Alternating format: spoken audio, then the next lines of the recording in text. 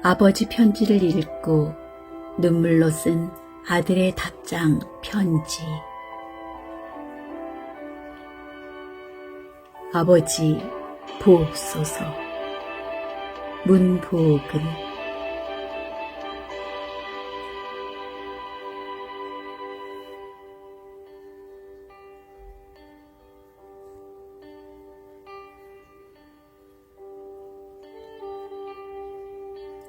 아버지 보옵소서.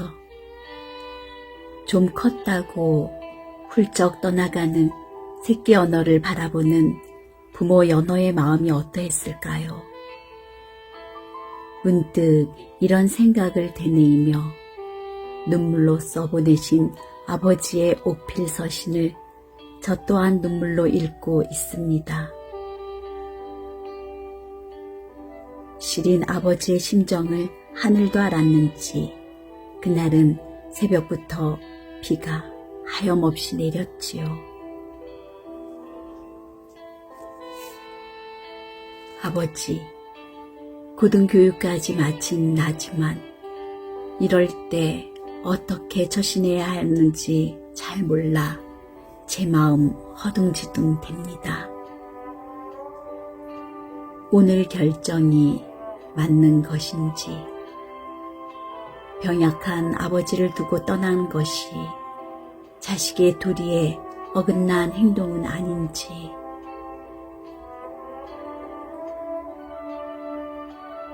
그래서 그랬을까요? 아버지는 아무런 말 없이 먼데 바깥쪽만 바라보셨고 나도 말없이 아버지를 지나쳐 나오고 말았지요.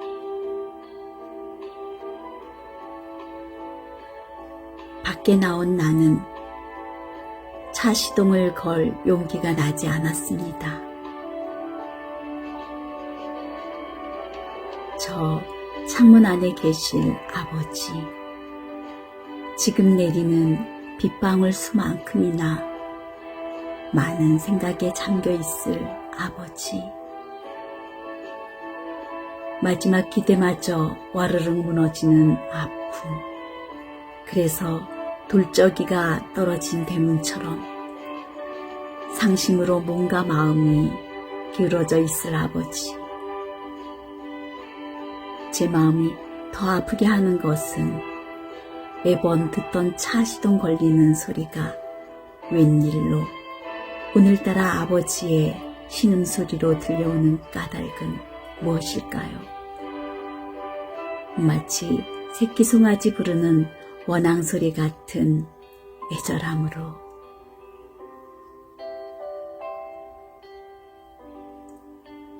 아버지, 비가 참 많이도 내립니다. 마치 나의 잘못을 꾸지람하듯 내리는 빗소리를 들으며 나는 생각했습니다.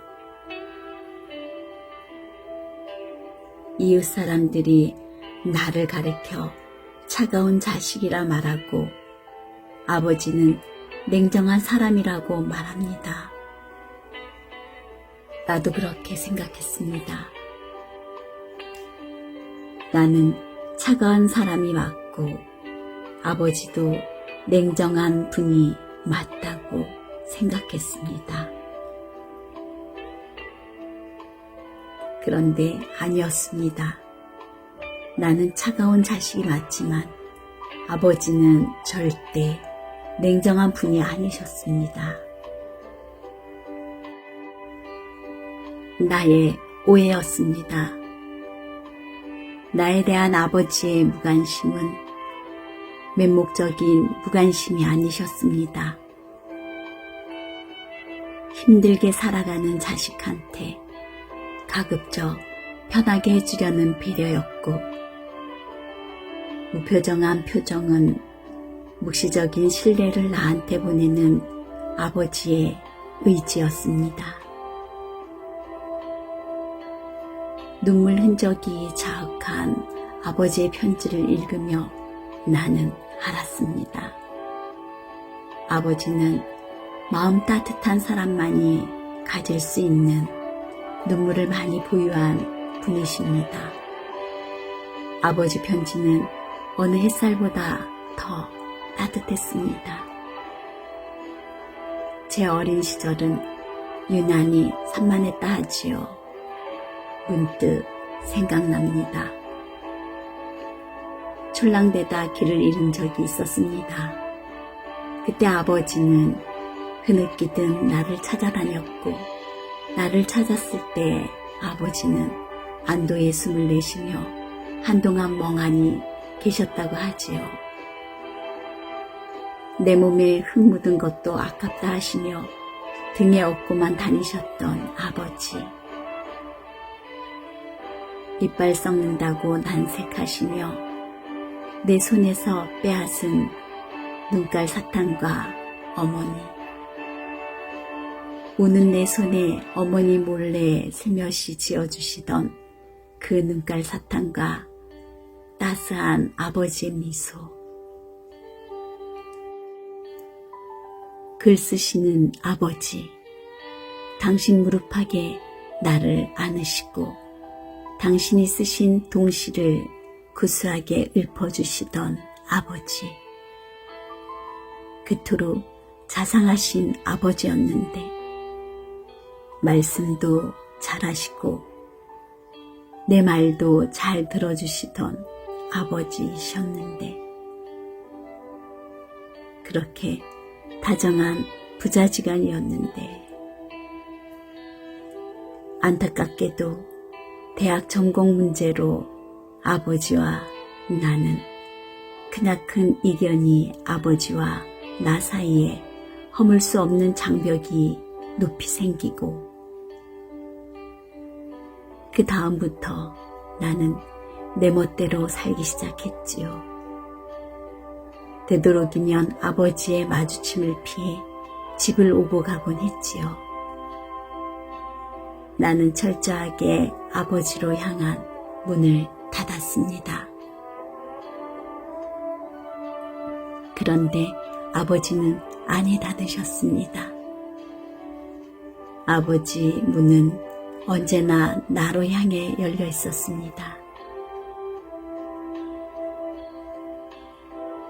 아버지의 무표정했던 표정은 무관심이 아니라 내가 방황하는 이유가 당신 때문이라는 책임감에 온몸이 그 열병으로 앓고 계셨기 때문이었습니다.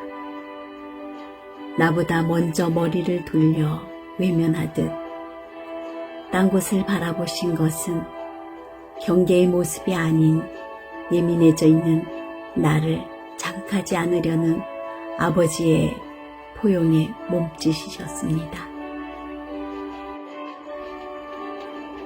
아버지, 이 아들 이제서 아버지의 마음을 알고 때늦은 후회의 눈물을 짓습니다. 그동안 얼마나 힘드셨습니까? 그동안 얼마나 답답하셨습니까? 나이 들어도 철부지 같은 아들을 보시며 얼마나 가슴을 움켜쥐셔야 하셨습니까? 아버지, 집이 왜 이리 적막합니까? 나 홀로 살면 좋을 줄 알았는데 참 쓸쓸하고 고독합니다. 그리고 왠지 눈물이 납니다.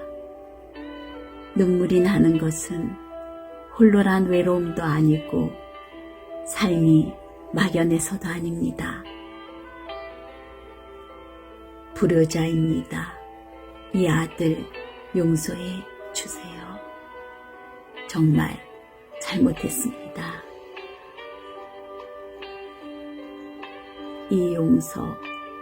이 용서는 구하고 나왔어야 했습니다. 웃으시는 아버지 모습 보며 나왔어야 했습니다.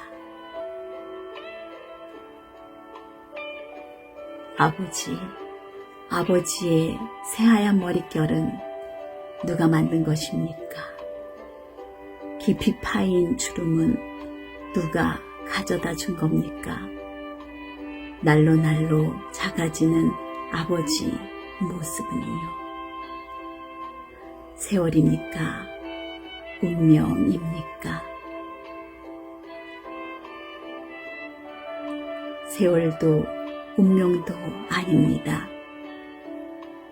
검던 머리는 저에게 청춘을 다 바친 까닭이고 주름은 가장의 무게로 파였고 구부정한 몸은 참을 일 많아 그리 되셨습니다. 제 몸무게가 늘어갈수록 아버지는 가벼워지시고 제 키가 커질수록 아버지는 작아지셨습니다. 아버지, 이 불초의 자식 염치 없는 말 굳이 올려드립니다. 제 몸이 이곳에 있어도 아버지가 계신 그곳에 저는 있습니다. 아버지는 그곳에 계셔도 제가 있는 여기에 계실 것을 바라봅니다.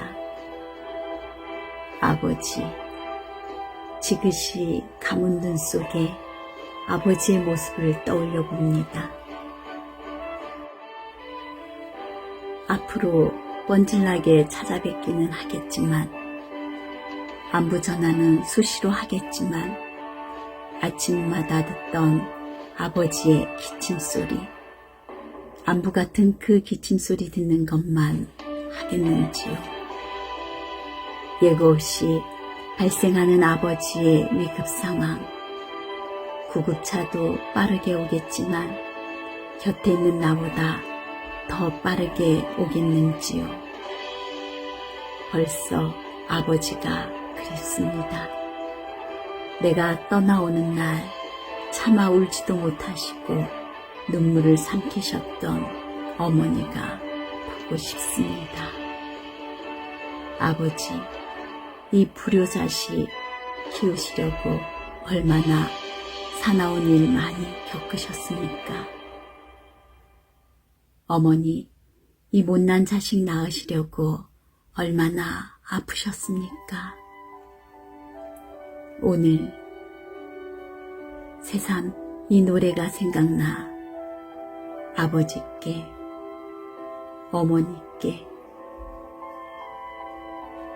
눈물로 불러 올려드립니다.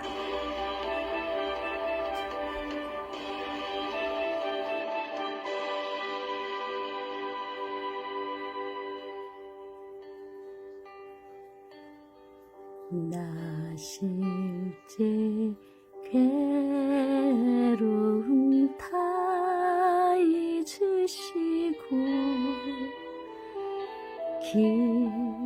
기으실제 밤낮으로 애쓰는 마음 진 자리 마른 자리 가라니시며 손발이 다닳도록 고생하시네. 하늘 아래 금옷이 넓다 하리요. 어버이의 희생은 감이 없어라.